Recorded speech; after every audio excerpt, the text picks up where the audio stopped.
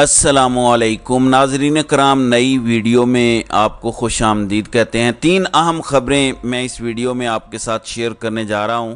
सबसे पहले आपको बताऊंगा कि जिस तरह पेट्रोल महंगा हुआ, डीज़ल महंगा हुआ, इससे तवज्जो हटाने के लिए इमरान खान के ख़िलाफ़ किसी और को मार धाड़ करके धमकियां दे के वादा माफ़ गवाह बनाने की तैयारी है।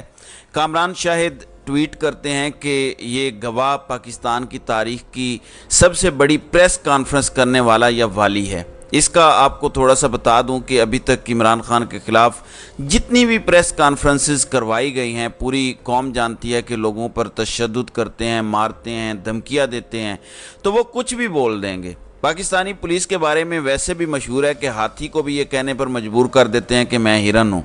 जब आप किसी को मारेंगे, किसी को तकलीफ़ देंगे, ख़ास तौर पर किसी के घर की माँओं, बहनों, बेटियों पर हमला करेंगे या किसी खातून की औलाद पर हमला करेंगे तो वो कुछ भी बोल देगी। ये एक बेकार एक्सरसाइज है, कौम इसको मुस्तरद कर देगी, रद्दी की टोकरी में डाल देगी। आज जो इमरान खान के मुखालिफ खड़ा है, हमारी इस वक्त पाकिस्तान में जो 3 नस्लें हैं वो सब उसे मुल्क दुश्मन और गद्दार मानती हैं। ये जितनी जल्दी इन लोगों को बात समझ आ जाए उतना बेहतर है। दूसरी चीज़ मैं आपको बताता हूँ, मैं आपको कहता था कि अपना काजी आएगा तो साथ तबाही लाएगा। अपने काजी ने कंट्रोल संभाल लिया है सुप्रीम कोर्ट का, और जिन दरखास्तों को सुप्रीम कोर्ट ने नंबर अलॉट कर दिया था कि 90 दिन में आम इंतखाबात कराओ, वो सारी दरखास्तें वापस कर दी गई हैं, जिसमें सुप्रीम कोर्ट बार एसोसिएशन की दरखास्त भी शामिल है। कहा गया है कि आपने ना वजाहत की है कि आइन के आर्टिकल 184(3) के तहत ये मफाद आमा के तहत के तय करदा जवाबित पर पूरा उतरती है, और नंबर 2 कहा गया है कि आप मुतलका फोरम से पहले रब्ता करें। कौन सा मुतलका फोरम है? कोई पिंडी में है, कोई आप पारा में है, किधर है मुतलका फोरम? अगर इलेक्शन कमीशन तारीख नहीं दे रहा और साफ कह रहा है कि मैंने डिलिमिटेशन करनी है, तो फिर मुतलका फोरम तो एक ही है और वो सुप्रीम कोर्ट है। लेकिन कहा गया है कि पहले आप मुतलका फोरम पे जाएं, यानी 90 दिन के इंतखाबात से भी काजी साहब जो हैं वो फरार इख्तियार कर चुके हैं। तो ये 2 चीज़ें समझ लें। नाज़रीन इकराम, इमरान खान की साइफर केस में ज़मानत की दरख्वास्त इस्लामाबाद हाई कोर्ट में दर्ज कर दी गई है, क्योंकि ये एक स्पेशल अदालत का केस है। तो कहा यह जा रहा है कि ये सिर्फ आमिर फारूक नहीं सुनेंगे, बल्कि एक बेंच बनाना पड़ेगा, कम से कम 2 जजेस होंगे। 2 ही होते हैं वैसे डिवीजनल बेंच में। डिवीजनल बेंच सुनेगा और इसको नंबर अलॉट कर दिया गया है, और ये कहा जा रहा है कि पीर को शायद इसकी समाअत हो जाएगी, पीर या मंगल को हो जाएगी। तो बेंच क्या होगा? जस्टिस तारिक और जो है वो आमिर फारूक पर मुश्तमिल होगा। नाज़रीन इकराम, इसके अलावा कोई बेंच बना तो फिर तो इमरान खान को ज़मानत मिल सकती है, लेकिन अगर ये बेंच बना तो मुझे कुछ अच्छा होता हुआ वहाँ नज़र नहीं आ रहा, क्योंकि आमिर फारूक फैसले महफूज करके गायब हो जाते हैं। एक ऐसा केस कि इमरान खान को केस की समाअत अटक जेल में होनी चाहिए या नहीं, अदालत में होनी चाहिए, वो उसका फैसला महफूज करके अभी तक बैठे हुए हैं। समाअत भी अगली हो चुकी है, उसके बाद ज़मानत भी मुस्तरद हो चुकी है, लेकिन उन्होंने अभी तक फैसला नहीं दिया और महफूज करके अंडे देने के लिए बैठे हुए हैं। तो हालात ये हैं कि इमरान खान की वकला की टीम हो या इमरान खान खुद हो, इन्हें आमिर फारूक का बाइकाट करना पड़ेगा और इन्हें कहना पड़ेगा कि केस तो हमारा लग गया है, पर हम आपकी अदालत में नहीं आएंगे। आप कोई भी और बेंच बना दें, हम आपके बेंच में नहीं आएंगे, नहीं अपेयर होंगे। ये करना पड़ेगा। मेरे ख्याल में इसके अलावा कोई हल नहीं है, क्योंकि जस्टिस आमिर फारूक डायरेक्ट हिदायत बड़े घर से ले रहे हैं। अब तीसरी चीज़ जो सामने आ रही है उसके बारे में 2 पहलू हैं।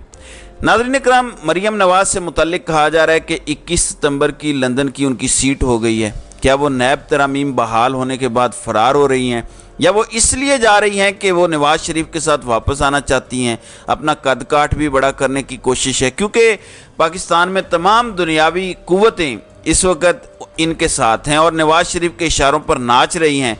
तो वो तो अपने हाजिर सर्विस लोगों को भी सिविल कपड़ों में नवाज शरीफ का इस्तकबाल करने भेज सकते हैं, और ये कोई बड़ी बात नहीं है। चंद हज़ार लोग भेजे जा सकते हैं, पटवारी भेजे जा सकते हैं, पुलिस के लोग भेजे जा सकते हैं, ब्यूरोक्रेसी के लोग भेजे जा सकते हैं, लोकल स्कूलों के जो टीचर्स वगैरह हैं, जो अमला है, वो भेजा जा सकता है। तो हो सकता है कि 8-10 हज़ार लोग इकट्ठे कर लिए जाएँ नवाज शरीफ के लिए। तो मरियम नवाज हो सकता है इसलिए जा रही हों, یہ آپ کو صرف چند دنوں میں پتہ چل جائے گا، کیونکہ شہباز شریف پہلے فرار ہے، حمزہ شہباز بھی فرار ہو چکا ہے، سلمان شہباز پہلے ہی ملک سے باہر ہے، تو پوری فیملی کا کوئی بندہ پہلے ہی پاکستان میں نہیں ہے۔ اب مریم نواز بھی اگر چلی جاتی ہیں تو آنے والے قاضی کے باقی جو ایکشن ہوں گے وہ ہمیں واضح کر دیں گے کہ قاضی نواز شریف کا زیادہ وفادار ہے یا طاقتور حلقوں کا زیادہ وفادار ہوگا۔ ناظرین اکرام، نواز شریف سے متعلق ایک بات یاد رکھیں کہ وہ کسی پر بھروسہ نہیں کرتے، وہ طاقتور حلقوں کو بھی جب تک انگلیوں پہ نچائیں گے تب تک ہی بھروسہ کریں گے۔ آپ دیکھ لیں، اتنا بھروسہ نہیں تھا کہ وہ بھائی کی حکومت ہوتے ہوئے پاکستان میں آتے، وہ نہیں آئے۔ قاضی کا بھی وہ تبھی بھروسہ کریں گے جب قاضی ان کی انگلیوں پہ ناچے گا۔ اگر قاضی نے ایک ہلکا سا قدم بھی طاقتور حلقوں کی مرضی سے اٹھایا تو نواز شریف بھروسہ نہیں کرے گا۔ یہ یاد رکھیے گا، تو یہ آپ کو بہت جلد قاضی کے فیصلوں سے پتہ چل جائے گا۔ نواز شریف کی واپسی قاضی کے اس ایک مہینے میں کیے گئے فیصلے اور ایکشنز پر ڈیپینڈ کرتی ہے۔ ناظرین اکرام، یہ ذرا موازنہ کریں، جب جنرل باجوہ نے رجیم چینج آپریشن کیا امریکہ کے کہنے پر، اس سے پہلے کیا صورتحال تھی۔ ناظرین اکرام، ڈیزل کی قیمت تھی 145 روپے، آج یہ قیمت ہے 330 روپے۔ پیٹرول کی قیمت تھی 150 روپے، آج یہ قیمت ہے 332 روپے۔ ڈالر 178 کا تھا، آج 295 کا ہے، اور یہ بھی ڈنڈے کے زور پر زبردستی یہاں لایا گیا ہے۔ آپ یقین کریں، جیسے ہی ڈنڈا اٹھایا جائے گا یہ ڈالر 350 سے بھی اوپر چلا جائے گا۔ میں نے آپ کو صرف 3 چیزیں بتائی ہیں۔ اب کچھ لوگ آپ کو یہ کہتے ہوئے سنائی دیں گے کہ عمران خان نے IMF سے جو معاہدہ کیا تھا یہ اس کی وجہ سے ہے۔ ناظرین اکرام، میں آپ کو اس کی تفصیل کچھ اگلی ویڈیو میں زیادہ بتاؤں گا، آپ کو وہ معاہدہ بھی پورا دکھاؤں گا، لیکن اس وقت صرف ایک پوائنٹ بتانا چاہتا ہوں، اور یہ میرا چیلنج ہے نون لیگ کو، PDM کو، پیپلز پارٹی اور دیگر ساری جماعتوں کو، کہ کوئی مجھے ایک ایسا ڈاکومنٹ دکھا دیں کہ جب عمران خان نے فروری 2022 میں آخری پیمنٹ لی تھی، اور عمران خان کی تو آخری وہی ڈیلنگ ہوئی تھی IMF سے کہ وہ معاہدہ ستمبر 2022 سے آگے جانا ہے، کیا کوئی ایک ڈاکومنٹ ہے کہ وہ آگے جانا ہے؟ کوئی ایک ڈاکومنٹ دکھا دیں۔ عمران خان نے جو IMF سے معاہدہ کیا تھا وہ ستمبر 2022 تک تھا، اس کے بعد وہ ختم ہو گیا تھا۔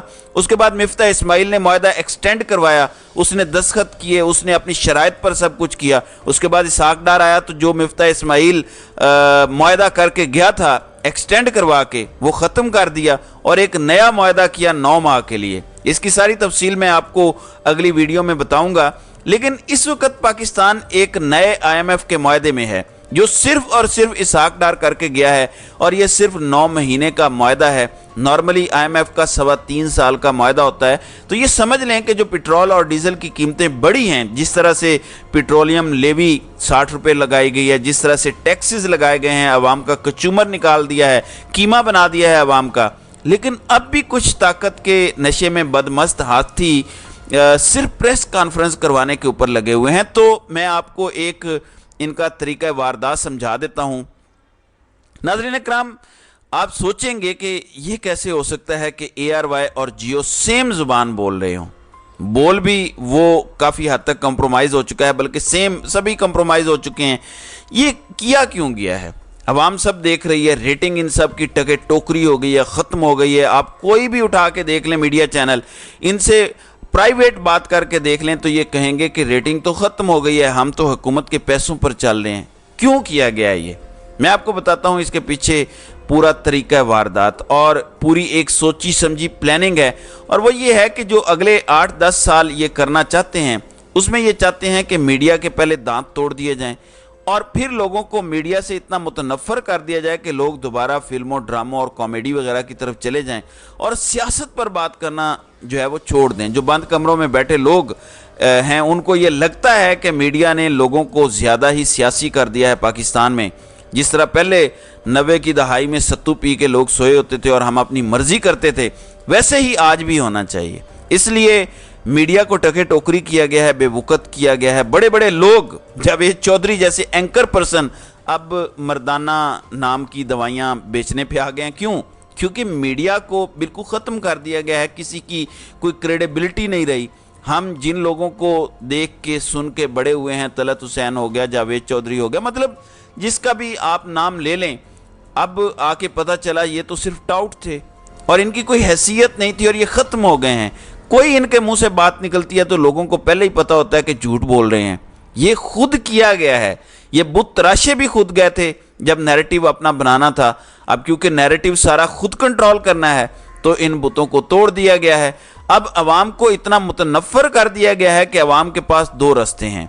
अगर वो सियासी रहना चाहते हैं तो वो यूट्यूब देखें, तो यूट्यूब पे भी जो पाकिस्तान में है ज़्यादातर जो लोग हैं उनको ब्लैकमेल करके डरा धमका के मैनेज कर लिया गया है और जो 2-4 बच्चे हैं उनको पूरी कोशिश की जा रही है बंद करवाने की। तो अवाम के पास ऑप्शन कम है, या वो यूट्यूब पर 2-4 दिमाग फिरों को देख लें या वो वापस ड्रामों, फिल्मों और इन सारी चीज़ों में बिजी होकर गैर सियासी हो जाएं और इस तरह ये जो गुल खिलाना चाहते हैं पाकिस्तान के साथ, जो खिलवाड़ करना चाहते हैं वो करेंगे। ये है असल प्लानिंग। मीडिया वालों को मैं बताना चाहता हूं कि ये समझ जाएं कि जो इन्हें नुकसान पहुंचाया गया है ये परमानेंट है। इनका मक्कू ठप दिया गया है कि दोबारा ये कहीं अजदहा ना बन जाएं। इनको एक दफ़ा काबू करो और इतना टके टोकरी कर दो कि दोबारा ये उठ ना सकें। आप लोग अब दोबारा उठ नहीं सकेंगे। आपके पास आखिरी मौका है। अब भी अगर आपने वन साइडेड प्रोपोगेंडा एक बंदे के खिलाफ बंद ना किया, अब भी अगर आपने वाकई जो हकीकी रिपोर्टिंग है वो ना की, अवाम पर किए गए मजालिम ना दिखाए, तो यकीन माने आपको हमेशा हमेशा के लिए बंद करने का प्लान है और ये प्लान का हिस्सा है। बाकी आपकी मर्जी है। तो नाज़रीन कराम, आपकी इस वीडियो के हवाले से क्या राय है? आप अपनी राय का इजहार कमेंट सेक्शन में ज़रूर कीजिएगा।